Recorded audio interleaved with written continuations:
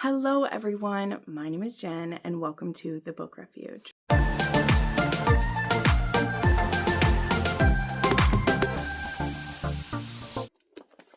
All right, hello my friends and welcome to another weekly wrap up. And this week of May, I'm fully into both the Everafterathon and the Mafia Readathon, which is going on right now.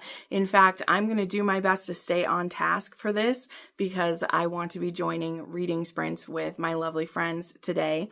And I still had to get my videos filmed before I'm able to. So we're going to do our best to stay on task with this and then get on to the sprints with my friends here. So I have, I believe, 8 things to talk about, and it's going to be a great one. So let's get into it. I need to take a drink first, though. Oh my gosh. Okay, so the first thing that I read was a fan fiction. I know, no one's surprised. This one is called In This and Every... Hold on, I actually got to read it because I mess up this title every time. In This and Every Life, I'd Choose Us Every Time by ATTFNA, okay? And this is one I was very excited to read, okay? And I have a couple other with this variation that I want to get to soon because I just think it's such a cool twist on everything.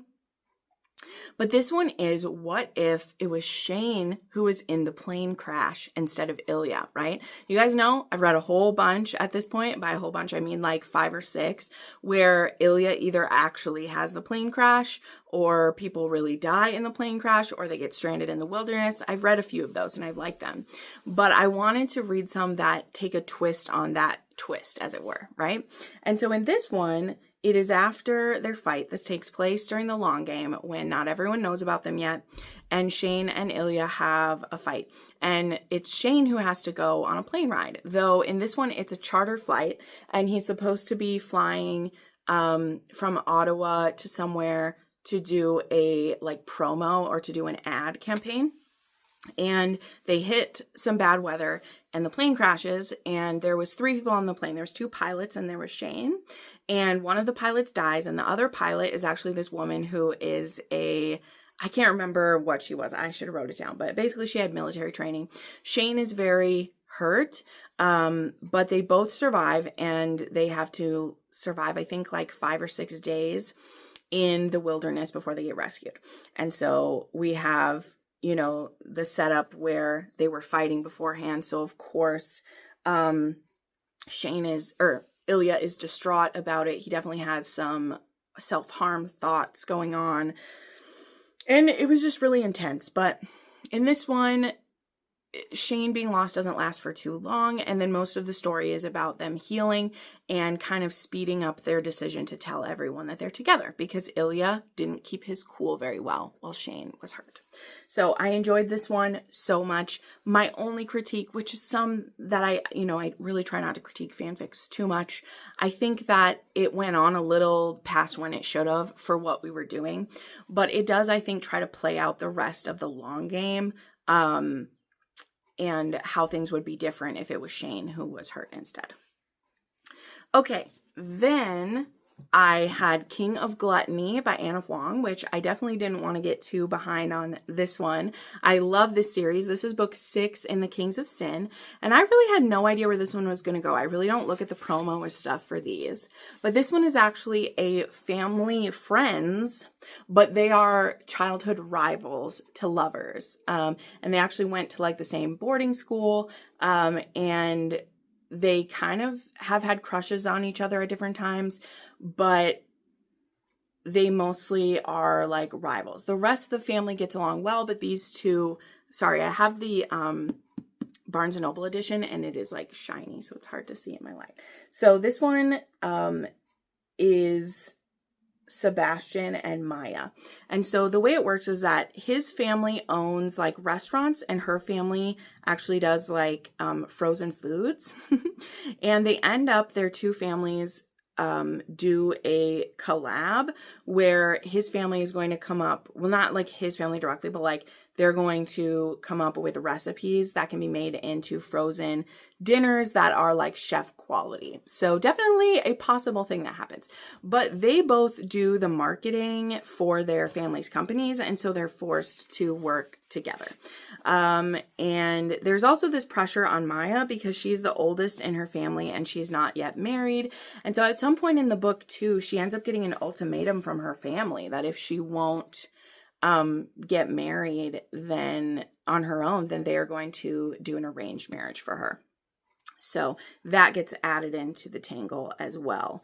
So yeah, I believe that Maya is from like an Indian American family, I think is what she is. But it was just a really, really cute one. I loved it so much. And I just thought it did really well. I love the narration. I didn't have an advanced copy of this one. This was me purchasing both of these.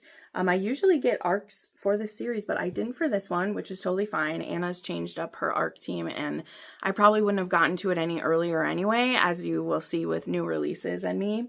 But the narrators were Sonila Nankani and Connor Craze.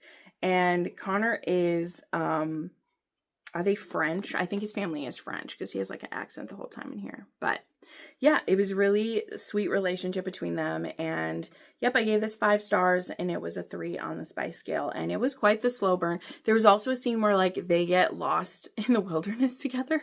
I won't spoil how, but it was very cute twist on things. Then I had my Patreon read, which was The Devil in the Deep Blue Sea. So, you know, there's an exclusive review of this available on my Patreon for everyone. The only thing I want to share here, because to me it's not a spoiler, it should have been warnings. There are a lot of triggering content in this book. And the original cover of this book was a hunky man cover. So could go either way. There could be dark content, could be contemporary, could be whatever. This book is literally sold as an enemies to lovers rom-com you've been searching for. My pick for it was because it was a ex-boyfriend's brother, which was the prompt for the month. It was ex's something, so ex-boyfriend's dad or boyfriend or sister or whatever, and there was this one. And this literally says it's a rom-com. The trigger warnings in this include parental unaliving of themselves, drug use, gaslighting, controlling someone's food, a parent with cancer, a parental death. Like, there is a lot of triggering content.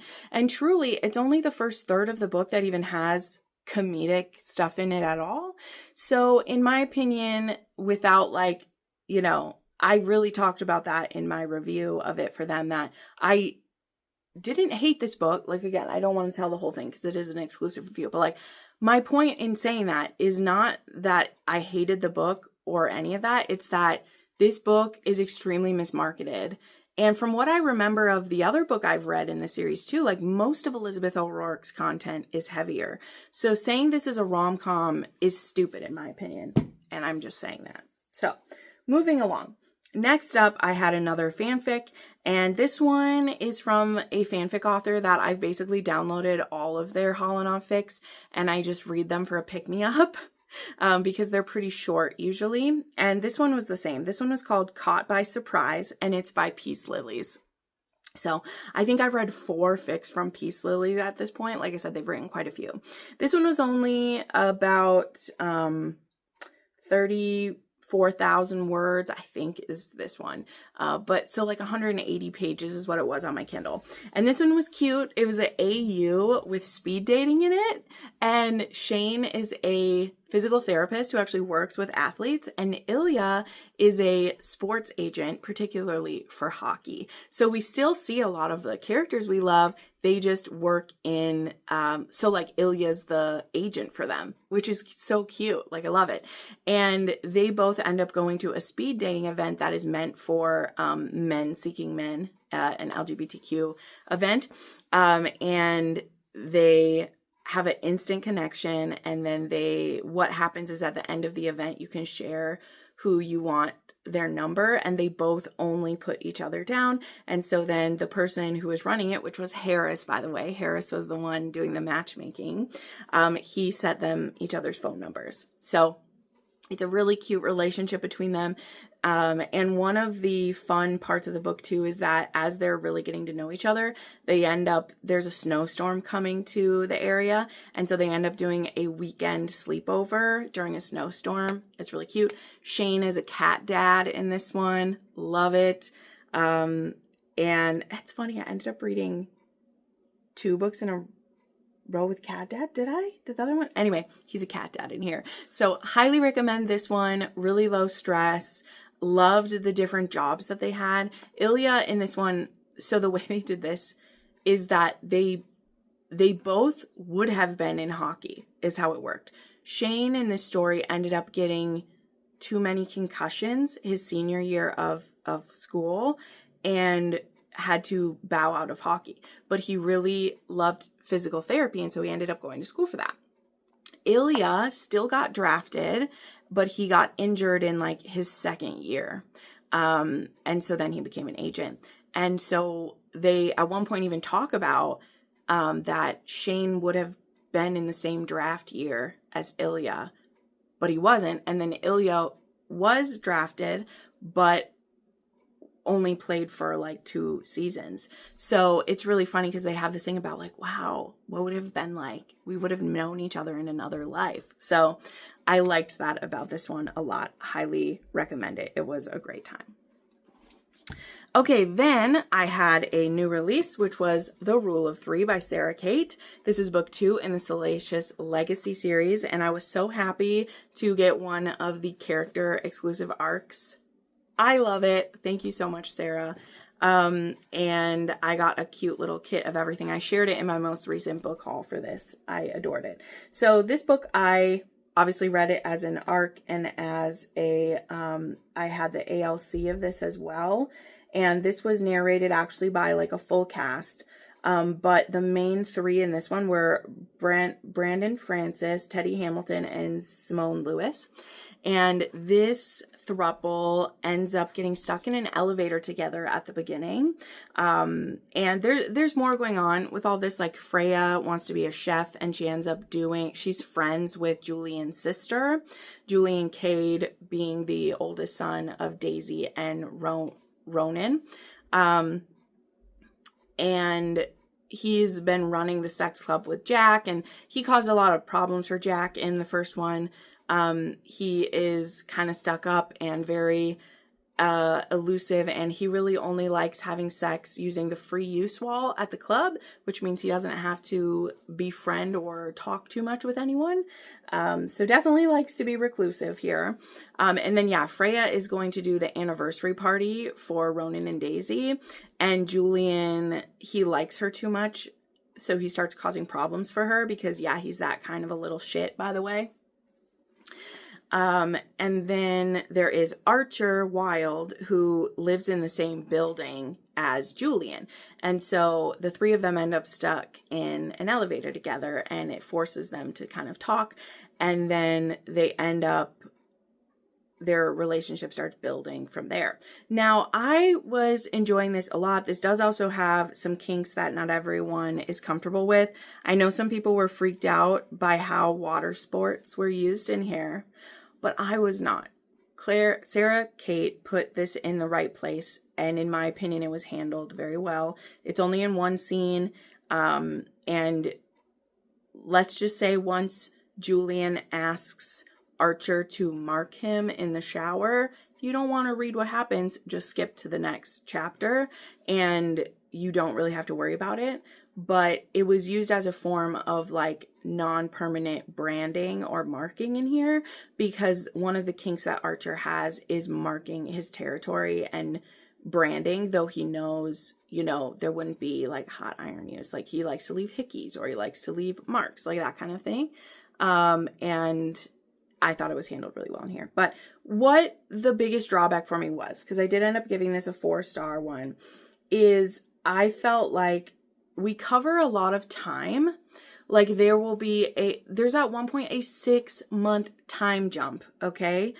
And I feel like we didn't get to see the character growth then. Like we see some important moments that help shift them in the right direction, but then we skip forward in time And then when we have the third act conflict in here, it happens over a situation that I think should have been talked about between them months before. So the fact that we skipped ahead 6 months and then they have this issue, it makes me think that, wow, they weren't getting to know one another at all. Like, what was happening? Usually Sarah Kate is very good in her thruples at me believing each relationship within the polyamorous thing. And in this one, I feel like she would give them a little moment together and then we would skip time and you're just supposed to assume they continued getting closer. And I think that I just expect more from her. That's my bottom line of it. I expect more from her with the type of stories that she writes me. So this was good. The narration was great. It had some really good hot sex, some emotional stuff in here as well. The heroine is actually a virgin in this one until a certain point. So yeah, I gave it 4 stars. It's a 4 on the spice scale. Okay, then I read Take My Name for one of my patrons. She wants me to do the Willow Branch series, and it was great. I haven't read a Brooke Montgomery in a while because I didn't start this series yet. And she wants this series done. So this one is actually a marriage in trouble or like second chance. These were high school sweethearts and they got married when they were young, but then the heroine went to start her career and the hero obviously couldn't drop everything and come with her. And also her family didn't really want them to be together either. So I think she kind of let them push each other apart. But she's engaged to someone else at the beginning. And so she goes back to her hometown to try to get a, let's say a legal, or a mutual divorce from the hero. And he just straight up is like, no way. No way am I letting you go. I'm keeping you, blah, blah. And she's like, well, I could force it to happen. And he's like, well, then do it. Why haven't you? Why are you here asking me when you could force it to happen? So he convinces her to give him 7 dates in a week, literally. Give me 7 dates. And if you still want this divorce at the end, I will sign the papers and it'll be done for. And so then we get to see our hero try to woo his wife back to him. And I thought this was handled really well. The author right at the beat says that if you have issues with cheating, that maybe you won't like this, but it says they participate in some sexual couple activities while she's still engaged, but she is married to the hero. So it's really the author saying like they're married on paper and there's no actual cheating between them because they had gotten apart. But you may feel like she's kind of emotionally cheating on her fiance.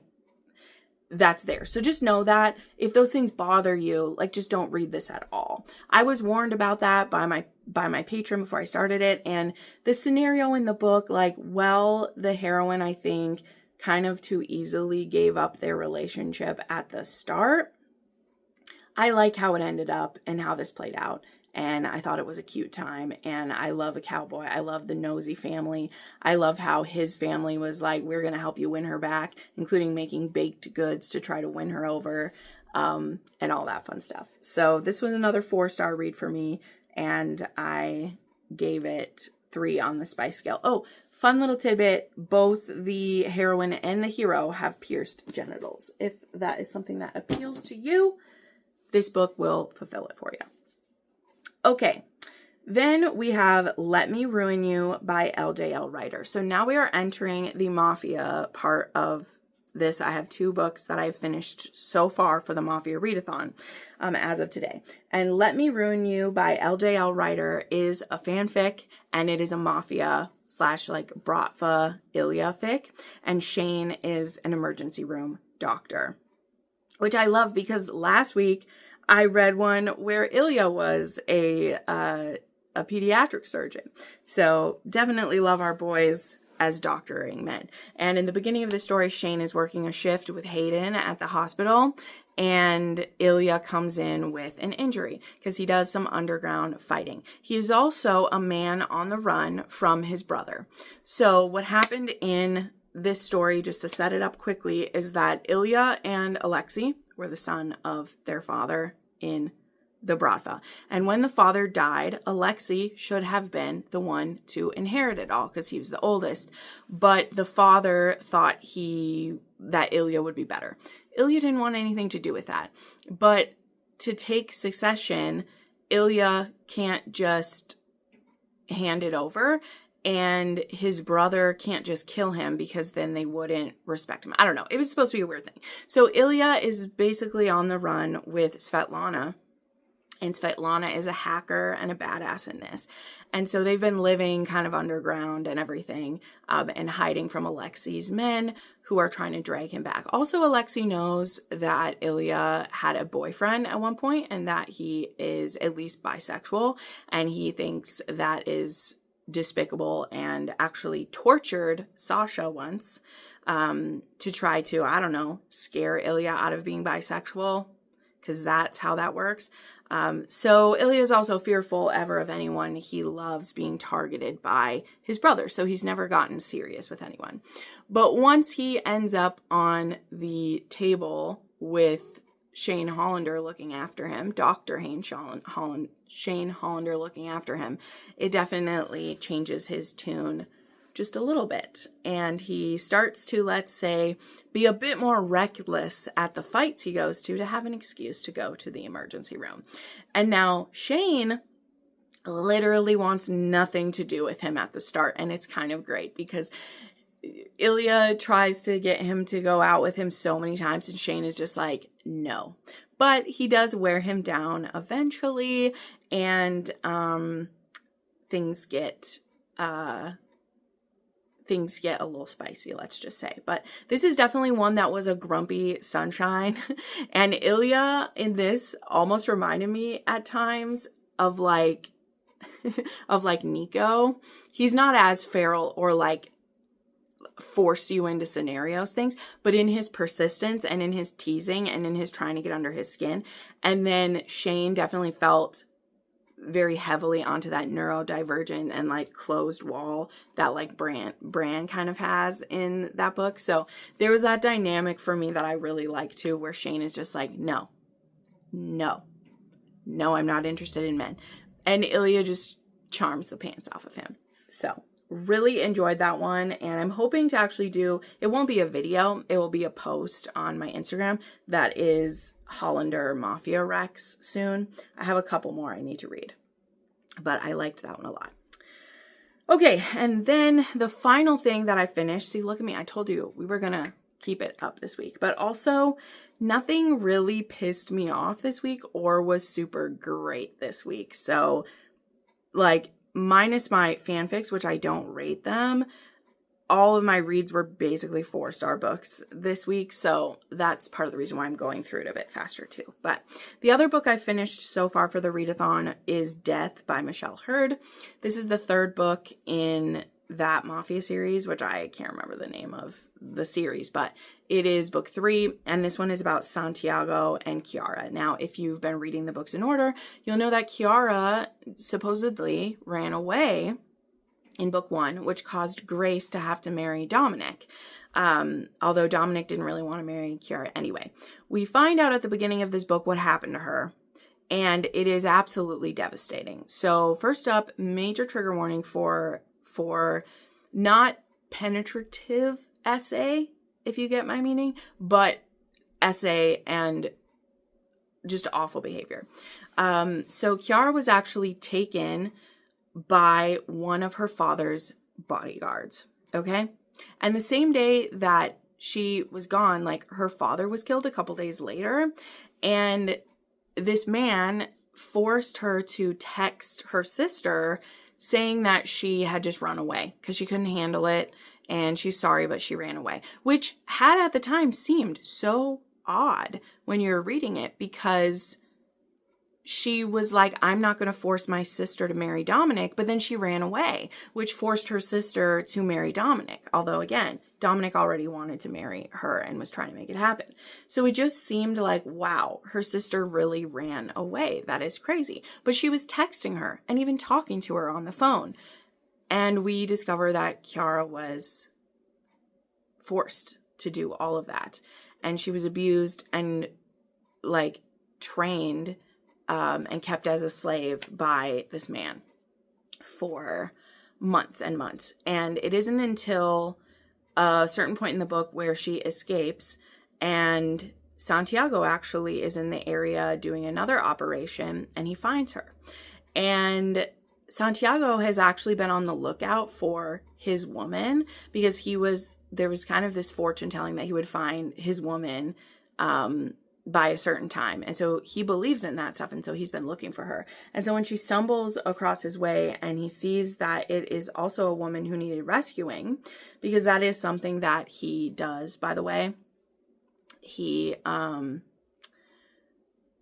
has this whole island where he has made a safe haven for people he's rescued from sex slavery, which is wonderful. It's so beautiful. I love that. And so he is very well equipped to help Kiara deal with everything going on. Like literally he has an island with a hospital, with a school, he's used all his money for all the contracts he's taken and the things that he's done and taking down these traffickers to make this safe haven for people. So yes, there are things about this that flow way too smoothly. That's something Michelle Hurd does, okay? Like if you're reading this book and you're like, oh my gosh, that all just worked out too easy. Well, that's kind of how Michelle Hurd does things. So don't read her if you want it to perfectly follow logic, let's just say. But I do think that it takes its time by like showing time has passed, even if we do skip through steps, it might feel like. You know, like we skip ahead in time and now she's feeling a bit better and she's getting more comfortable. But their relationship moves, like Santiago's in love with her immediately because he believes she's his fated mate and stuff like that, which I know might be more than some people can handle. But I think they take their time with the sexual things and with her realizing that she can trust him. It's just there's not a lot of page count. It's just we show time passing for them. So, and also her being reunited with her sister and the guilt her sister has that she didn't look for her. So there's all of those things that have to get dealt with. But yeah, that was my second book for the readathon. It got me a lot of points. So that was great. So yeah, today and tomorrow I'll still be reading Mafia, and then I will share the point totals and everything tomorrow on the live show, which if you're watching this, it'll actually be the same day at 4 p.m. Central.